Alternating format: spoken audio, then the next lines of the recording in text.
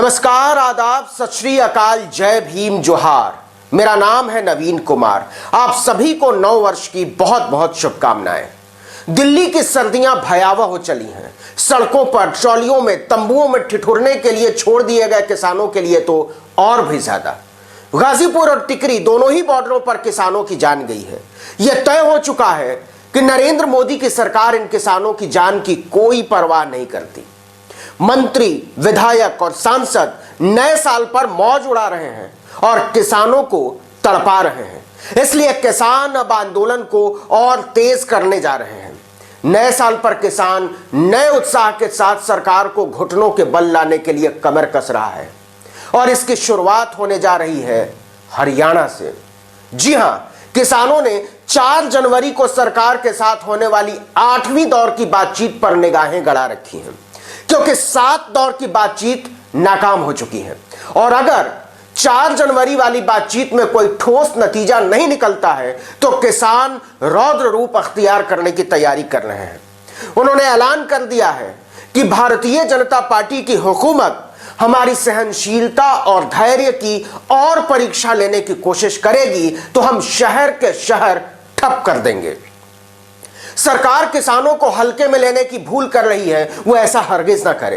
किसान संगठनों ने बाकायदा बैठक करके तय किया है कि अगर 4 जनवरी की बातचीत नाकाम होती है तो हम हरियाणा में मॉल और पेट्रोल पंप को बंद कर देंगे, ठप कर देंगे। पेट्रोल पंप ठप होने का मतलब यह होगा कि गाड़ियां चलनी बंद हो जाएंगी। न बसें चलेंगी, न ट्रक और न प्राइवेट कारें या मोटरसाइकिलें। इसका मतलब यह होगा कि हरियाणा से दिल्ली को होने वाली दूध, सब्जी, फल, चिकन, अंडों की सप्लाई सरासर ठप। मॉल बंद मतलब सप्लाई चेन का एक बहुत बड़ा हिस्सा ठप। और इस चेन में केवल खाने पीने की चीजें नहीं होती हैं, कपड़े हैं, मोबाइल फोन हैं, किताबें हैं, होटल और रेस्टोरेंट हैं, जूते हैं, घड़ियां हैं, खिलौने हैं और भी बहुत सारी चीजें। ट्रांसपोर्ट ठप करने के पीछे किसानों की सोच यह है कि इससे बीजेपी सरकार की मुश्किलें बढ़ेंगी और उस पर मिडिल क्लास का दबाव भी बढ़ेगा। जब खट्टर सरकार दबाव में आएगी तो वो केंद्र पर दबाव बनाएगी कि किसानों को और हल्के में लेना बहुत भारी पड़ेगा। भारतीय किसान यूनियन के नेता युद्धवीर सिंह का कहना है कि सरकार किसानों को कमजोर समझ रही है। वो शाहीन बाग में प्रदर्शन खत्म करवाने में सफल रही थी तो सोच रही है कि वो यही हाल किसान आंदोलन का भी करेगी, लेकिन वो दिन कभी नहीं आएगा। इस बात को मोदी सरकार याद रखे। किसानों ने चौटाला खट्टर गठबंधन के खिलाफ निर्णायक हल्ला बोल की तैयारी कर ली है। मॉल और पेट्रोल पंप को ठप करने के अलावा किसान सभी टोल नाकों को भी फ्री करने जा रहे हैं। सवाल केवल बीजेपी पर नहीं है। हरियाणा के उप मुख्यमंत्री दुष्यंत चौटाला की तो पूरी राजनीति खतरे में आ गई है। किसान राजनीति के धुरंधर चौधरी देवीलाल के परपोते और जेल में बंद ओम प्रकाश चौटाला के बेटे दुष्यंत चौटाला ने इंडियन लोकदल को तोड़कर जननायक जनता पार्टी बनाई थी। भारतीय जनता पार्टी के खिलाफ चुनाव लड़ा और फिर उसी भारतीय जनता पार्टी के साथ मिलकर सरकार बना ली। अब दुष्यंत चौटाला पर आरोप लग रहे हैं कि वो सत्ता के लालच में किसानों के खिलाफ खड़ी खट्टर सरकार की कठपुतली की तरह काम कर रहे हैं, मुहर्रे में तब्दील होकर रह गए हैं। किसानों ने ऐलान किया है कि वो भारतीय जनता पार्टी और दुष्यंत चौटाला की पार्टी जेजेपी के सभी विधायकों और मंत्रियों के घरों का घेराव करेंगे, उनके घरों के बाहर प्रदर्शन करेंगे। हमने आपको पहले भी बताया था कि किसान मुख्यमंत्री खट्टर और उप मुख्यमंत्री दुष्यंत चौटाला के हेलीकॉप्टर नहीं उतरने दे रहे हैं। किसानों ने तो यहां तक कह दिया है कि यह विरोध तब तक जारी रहेगा जब तक चौटाला खट्टर सरकार से समर्थन वापस नहीं ले लेते। तो क्या हरियाणा सरकार गिर सकती है? सरकार के साथ 4 जनवरी की बैठक से पहले 80 किसान संगठनों ने अपनी एक बैठक की और साझे तौर पर तय किया कि अगर सरकार अड़ियल रुख दिखाती है तो उसे आगे क्या करना है। 4 जनवरी की बैठक की वजह से देखिए कि राजस्थान के किसानों ने ट्रॉली यात्रा रोक दी थी। 10,000 से ज्यादा किसान अभी भी शाहजहांपुर बॉर्डर पर डटे हुए हैं।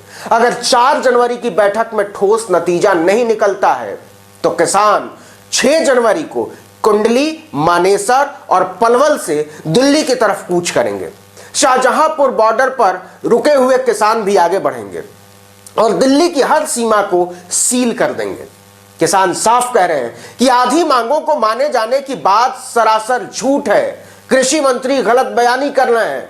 पराली जलाने पर जुर्माना और नए बिजली बिल का मुद्दा उनके एजेंडे में बहुत पीछे है। हमारा पहला एजेंडा है कि सरकार तीनों कृषि कानूनों को वापस ले और दूसरा एजेंडा है कि सरकार एमएसपी की गारंटी देने वाला कानून लेकर आए। इससे कम किसी भी प्रस्ताव पर समझौते का सवाल ही नहीं उठता। किसान उत्साह से भरा हुआ है और उसे किसी भी बात की जल्दबाजी नहीं है। वो बरसों तक चलने वाले आंदोलन के लिए कमर कस के तैयारी करके दिल्ली आया है। दूसरी तरफ अरबपतियों का दबाव सरकार पर बढ़ता जा रहा है क्योंकि उसका धंधा चौपट हो रहा है। किसानों के आंदोलन से धन्ना सेठ हिल गए हैं। पंजाब, हरियाणा और दिल्ली के कारोबारियों का सबसे बड़ा संगठन है पीएचडी चैंबर ऑफ कॉमर्स। उसके अध्यक्ष है संजय अग्रवाल। उन्होंने बाकायदा प्रेस कॉन्फ्रेंस करके कहा है कि किसानों के आंदोलन की वजह से कारोबारियों को 31 दिसंबर तक की तिमाही में ही 70,000 करोड़ रुपए का नुकसान हो चुका है। जी हां, 70,000 करोड़। इसे ऐसे समझिए कि गोवा, त्रिपुरा, मेघालय, सिक्किम, मणिपुर, अरुणाचल समेत इस देश के कोई 11 राज्य ऐसे हैं जहां की पूरे साल की जीडीपी इससे बहुत कम है। अगर यह आंदोलन और लंबा खिंचा तो आर्थिक गतिविधियों का भट्ठा बैठ जाएगा। अगर आपको लगता है कि यह केवल किसानों और सरकारों के बीच का मामला है तो आपको इस पर फिर से सोचना चाहिए, क्योंकि पीएचडी चैंबर ऑफ कॉमर्स के मुताबिक पंजाब और हरियाणा में लगभग 25 लाख छोटे कारोबारी संस्थान हैं जिनमें 45 लाख से ज्यादा लोग काम करते हैं। ये संस्थान लगभग 4 लाख करोड़ का काम करते हैं। पंजाब और हरियाणा की कुल जीडीपी ही 14 लाख करोड़ की है सालाना। हरियाणा की 8,31,000 करोड़ और पंजाब की 5,75,000 करोड़। मतलब किसान आंदोलन की वजह से इन दोनों राज्यों की लगभग 1/3 जीडीपी को मोदी सरकार के जिद ने तहस नहस कर दिया है। कॉटन, टेक्सटाइल, गारमेंट, ऑटोमोबाइल, कृषि machinery, IT, trading, tourism, hotel industry और ट्रांसपोर्ट इंडस्ट्री किसान आंदोलन की वजह से सबसे ज्यादा प्रभावित हुए हैं और आने वाले दिनों में यह नुकसान और बढ़ेगा। फैक्ट्रियों में कच्चे माल की सप्लाई बहुत बुरी तरह प्रभावित हुई है।